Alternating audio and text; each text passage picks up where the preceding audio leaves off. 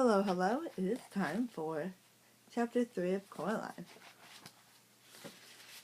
3.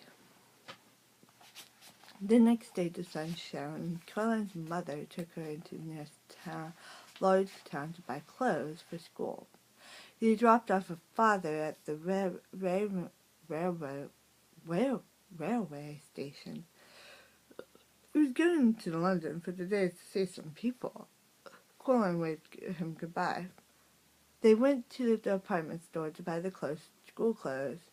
Coraline saw some day-glow green gloves she liked a lot, but her mother refused to buy them for her, preferring instead to buy white socks, navy blue school underpants, 4 gray blouses, and a dark gray skirt.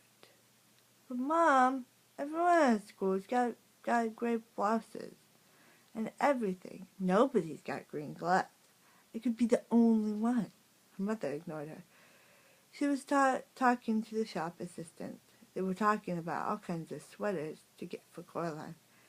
And they were agreeing that the best thing to do would be to get one that was embarrassingly large and baggy, in the hopes that one day she might grow into it. Oh, I forgot to add the picture. Coraline wandered off and looked at a display of Wellington boots, shaped like frogs and ducks and rabbits. Then she wandered back. Coraline! Oh, there you are. Where on earth were you? I was kidnapped by aliens, said Coraline. They came down from outer space with ray guns, but I fooled them by wearing a wig and laughing in a foreign accent. And I escaped. Yes, dear. Now, I think you could do with some more hair clips, don't you? Now, well, let's say half a dozen to be on the safe side, said her mother. Coraline didn't say anything. In the car, on their way back, Coraline said, "What's in the empty flat?" "Oh, nothing, I expect. It probably looks like our flat before we moved in. Empty rooms. Do you think you could get into it from our flat? Not unless you could walk through bricks doors, dear. Through bricks, dear. Ah." They got home around lunchtime. The sun was shining, although the day was cold. Coraline's mother looked in the fridge and found a sad little tomato and a piece of cheese with green stuff growing on it. There was only a crust in the bread bin. I better dash down to the shops and get some fish fingers or something, said her mother. Do you want to come? No, said Coraline. Do yourself, said her mother, and left. Then she came back and got her purse and car keys and went out. Coraline was bored. She flipped through a book her mother was reading about native people in distant country, how every day they would take pieces of white silk and draw on them in wax, and then dip the silks in dye, then draw on them more in wax and dip them some more, then boil the wax out in the hot water, and then finally throw the now beautiful cloths on a fire and wear them to ashes. It seemed particularly pointless to Coraline, but she hoped that the people enjoyed it. She was still bored, and her mother was at home yet. Coraline got a chair and pushed it over the kitchen door. She climbed onto the chair and reached up. She got down, then got a broom from the broom cupboard. She climbed back on the chair again and reached up with the broom. Chink! She climbed down from the chair and picked up the keys. She smiled triumphantly. Then she leaned the broom against a wall and went to the drawing room. The family did not use the drawing room. They had inherited the furniture from Coraline's grandmother, along with a wooden coffee table, a side table, a heavy glass ashtray, and an oil painting of a bowl of fruit. Coraline could never work out why anyone would want to paint a bowl of fruit. Other than that, the room was empty. There were no knickknacks on the mantelpieces, no statues or clocks, nothing that made it feel comfortable or lived in. The old black key felt colder than any of the others. She pushed it into the keyhole.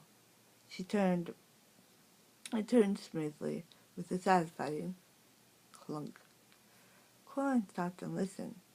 She knew she was doing something wrong, and she was trying to listen for her mother coming back. She heard nothing. Then Coraline put her hand on the doorknob and turned it. Finally, she opened the door. It opened on to a dark hallway. The bricks had gone as if they'd never been there. There was a cold, musty smell coming from the open doorway. It smelled like something very old and very slow. Coraline went through the door. She wondered what the empty flat would be like if that was where the corridor led. Coraline walked down the corridor uneasily. There was something very familiar about it. The carpet beneath her feet was the same carpet they had in her flat. The wallpaper was the same wallpaper they had. The picture hanging in the hall was the same that they had hanging in their hallway at home. She knew where she was. She was in her own home.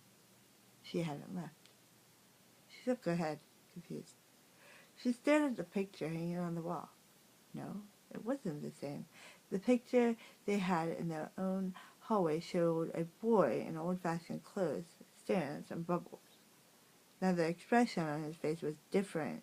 He was looking at the bubbles as if he were planning to do something very nasty indeed to them.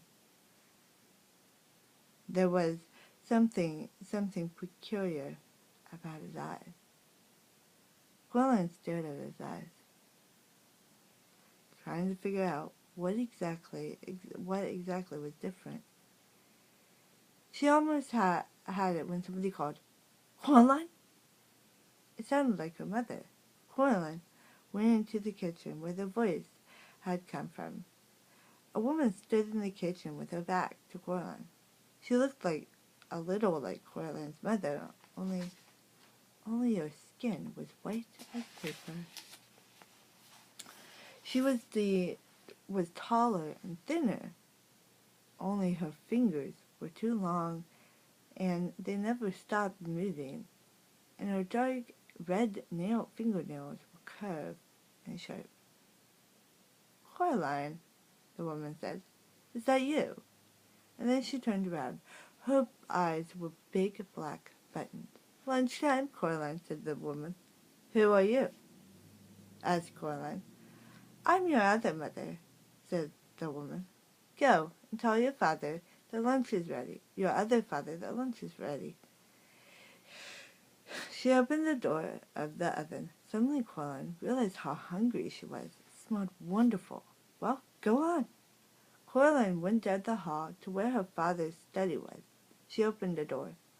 There was a man in there, sitting at the keyboard with his back to her. "Hello,"